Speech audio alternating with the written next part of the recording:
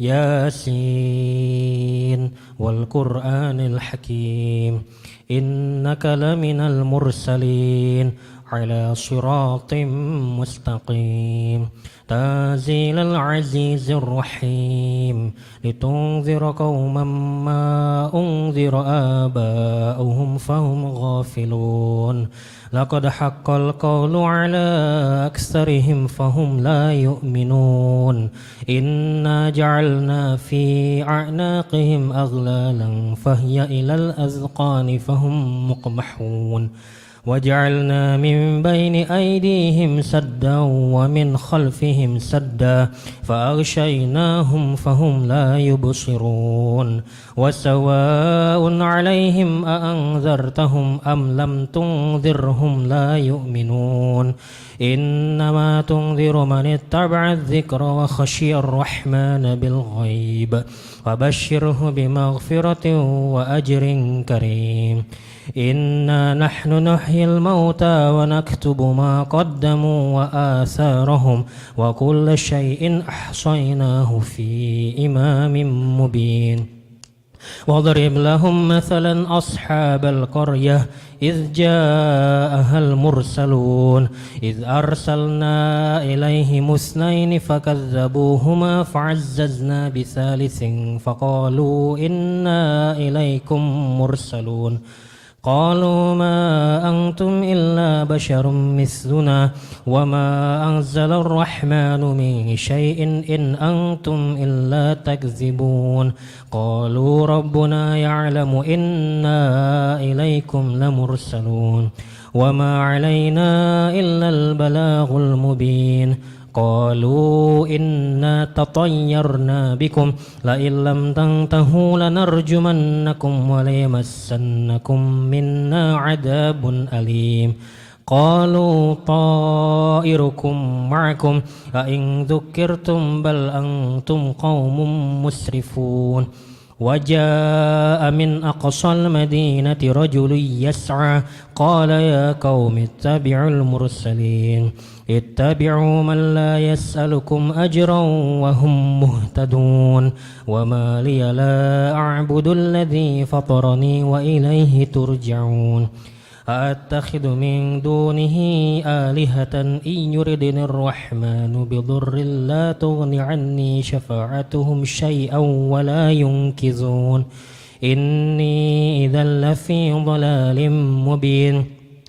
إني آمنت بربكم فاسمعون قيل ادخل الجنة قال يا ليت قومي يعلمون بما غفر لي ربي وجعلني من المكرمين وما أنزلنا على قومه من بعده من جند من السماء وما كنا منزلين إن كانت إلا صيحة واحدة فإذا هم خامدون يا حسرة على العباد ما يأتيهم من رسول إلا كانوا به يستهزئون ألم يروا كم أهلكنا قبلهم من القرون أنهم إليهم لا يرجعون وإن كل لما جميع لدينا محضرون وآية لهم الأرض الميتة أحييناها وأخرجنا منها حبا فمنه يأكلون وجعلنا فيها جنات من نخيل وعناب وفجرنا فيها من العيون ليأكلوا من ثمره وما عملته أيديهم أفلا يشكرون سبحان الذي خلق الأزواج كلها مما تنبت الأرض ومن أنفسهم ومما لا يعلمون وآية لهم الليل نسلخ منه النهار فإذا هم مظلمون والشمس تجري لمستقر لها ذلك تقدير العزيز العليم والقمر قدرناه منازل حتى عاد كالعرجون القديم لا الشمس ينبغي لها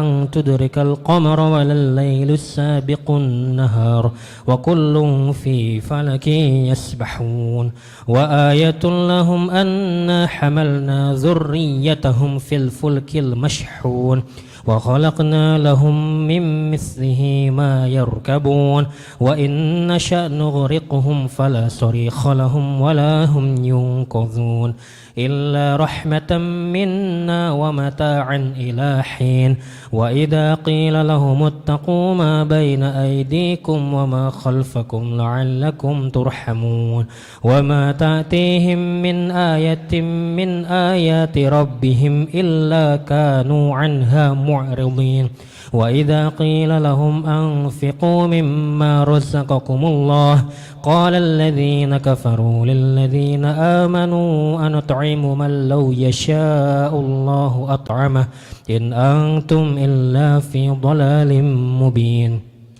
ويقولون متى هذا الوعد إن كنتم صادقين ما ينظرون إلا صيحة واحدة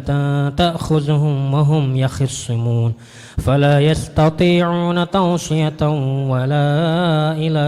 أهلهم يرجعون ونفخ في الصور فإذا هم من الأجداث إلى ربهم ياسلون قالوا يا ويلنا من بعثنا من مرقدنا هذا ما وعد الرحمن وصدق المرسلون إن كانت إلا صيحة واحدة فإذا هم جميع لدينا محضرون فاليوم لا تظلم نفس شيئا ولا تجزون إلا ما كنتم تعملون إن أصحاب الجنة اليوم في شغل فاكهون هم وأزواجهم في ظلال على الأرائك متكئون لهم فيها فاكهة ولهم ما يدعون سلام قولا من رب رحيم وامتازوا اليوم أيها المجرمون ألم أعهد إليكم يا بني آدم ألا تعبدوا الشيطان إنه لكم عدو مبين وأن اعبدوني هذا صراط مستقيم ولقد أضل منكم جبلا كثيرا أفلم تكونوا تعقلون هذه جهنم التي كنتم توعدون اصلوها اليوم بما كنتم تكفرون اليوم نختم على أفواههم وتكلمنا أيديهم وتشهد أرجلهم بما كانوا يكسبون ولو نشاء لطمسنا على أعينهم فاستبقوا الصراط فأنى يبصرون ولو نشاء لمسخناهم على مكانتهم فما استطاعوا مضيا ولا يرجعون ومن نعمره ننكسه في الخلق أفلا يعقلون وما علمناه الشعر وما ينبغي له إن هو إلا ذكر وقرآن مبين لينذر من كان حيا ويحق القول على الكافرين أولم يروا خلقنا لهم مما عملت أيدينا أنعاما فهم لها مالكون وذللناها لهم فمنها ركوبهم ومنها يأكلون ولهم فيها منافع ومشارب أفلا يشكرون واتخذوا من دون الله آلهة لعلهم ينصرون لا يستطيعون نصرهم وهم لهم جند محضرون فلا يحزنك قولهم إنا نعلم ما يسرون وما يعلنون أولم ير الإنسان أنا خلقناه من نطفة فإذا هو خصيم مبين وضرب لنا مثلا ونسي خلقه قال من يحيي العظام وهي رميم قل يحييها الذي أنشأها أول مرة وهو بكل خلق عليم الذي جعل لكم من الشجر الأخضر نارا فإذا أنتم منه توقدون أوليس الذي خلق السماوات والأرض بقادر على أن يخلق مثلهم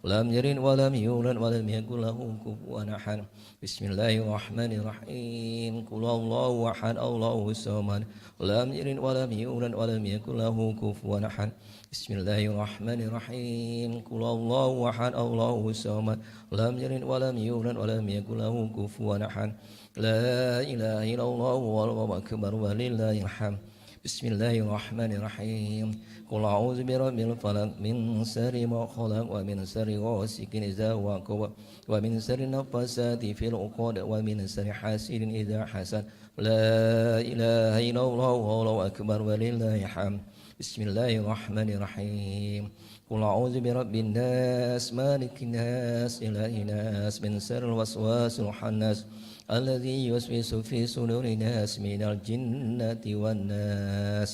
آمين آمين.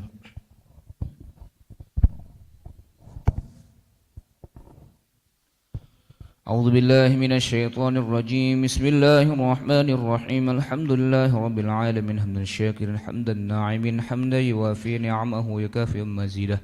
يا ربنا لك الحمد كما ينبغي لجلال وجهك الكريم ولعظيم سلطانك اللهم بحق سورة الياسين وبحق سورة الفاتحة وبالحق قراءة القرآن اعتق رقابنا ورقاب هذا الميت هجي أحمد شمس الدين بن بنيامين من النار اللهم أنزل الرحمة والمغفرة على هذا الميت هجي أحمد شمس الدين بن بنيامين واجعل قبره روضة من رياض الجنان ولا تجعل له حفرة من حفرة النيران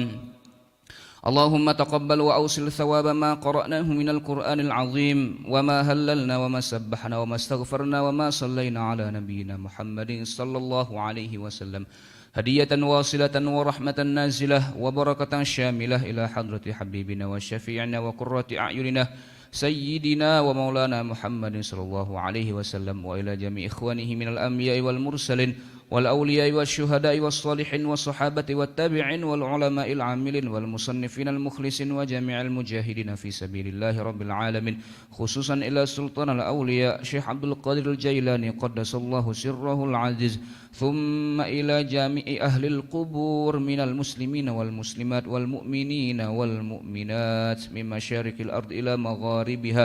برها وبحرها خصوصا إلى آبائنا وأمهاتنا وأجدادنا وجدتنا ونخص خصوصا من اجتمعنا هنا بسببه ولأجله ثم إلى المرحوم هجي أحمد شمس الدين بن بنيامين في بطون القبور اللهم اغفر له وارحمه وعافي واعف عنه اللهم اغفر له وارحمه وعافي واعف عنه اللهم اغفر له وارحمه وعافي واعف عنه وأكرم نزوله ووسع مدخله واغسله بالماء والثلج والبرد ونقه من الخطايا كما ينقى الثوب الأبيض من الدنس وأبدله دارا خيرا من داره وأهلا خيرا من أهله وزوجا خيرا من زوجه وأدخله الجنة وأعذه من عذاب القبر وفتنته ومن عذاب النار اللهم لا تحرمنا أجره ولا تفتنا بعده واغفر لنا وله اللهم لا تحرمنا أجره ولا تضلنا بعده واغفر لنا وله ولإخواننا الذين سبقونا بالإيمان ولا تجعل في قلوبنا غلا للذين آمنوا ربنا إنك رؤوف رحيم اللهم من أحييته منا فأحيه على الإسلام ومن توفيته منا فتوفه على الإيمان ربنا ظلمنا أنفسنا وإن لم تغفر لنا وترحمنا لنكونن من الخاسرين ربنا إنك جامع الناس اليوم لا ريب فيه إن الله لا يخلف الميعاد ربنا أتمم لنا نورنا واغفر لنا إنك على كل شيء قدير ربنا آتنا في الدنيا حسنة وفي الآخرة حسنة وقنا عذاب النار بفضلك سبحان ربك رب العزة عما يصفون وسلام على المرسلين والحمد لله رب العالمين تقبل الله منكم.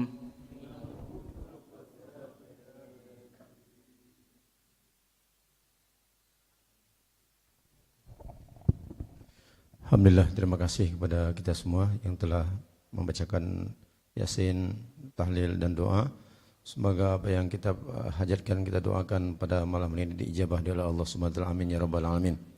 Selanjutnya kami sampaikan bahwa besok hari ketiga akan dilakukan di rumah Pak Ihsan di Demang Azhar pada asar. Jadi kita sholat asar di sini, kemudian langsung ke rumah beliau. Itu saja mungkin informasi. Kemudian untuk jenazah Pak Rahman sudah sampai, sudah tiba. Nah, sekarang mungkin sudah di rumah di ini, mungkin sebentar lagi akan dibawa ke masjid. Demikian informasi. Assalamualaikum warahmatullahi wabarakatuh.